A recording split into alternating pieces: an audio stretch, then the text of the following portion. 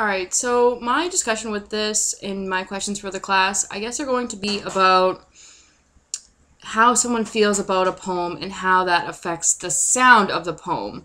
Like in this case, I think that John Doherty, the Song of Myself is relevant to John Doherty's life, and and maybe because of that or for whatever other reason, he feels passionately about this poem and he loves these poems, and that comes out in his reading, and it makes for a strong reading.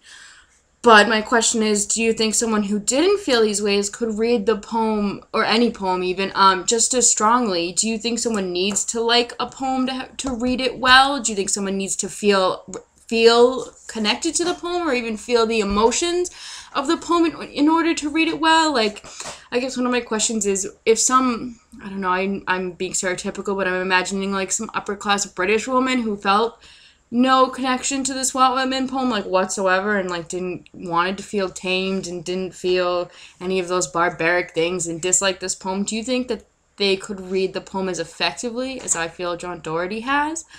Um, and so I guess tied in with that, so how do you think passion comes through in the sound of poetry? And how do you think that affects a listener or a viewer's understanding and interpretation of the poem? Do you think that it's a good thing or a bad thing to feel passionate and to allow that to go through your voice? Or do you think that's maybe providing a bias to a listener and change the meaning of the poem in either a good or a bad way?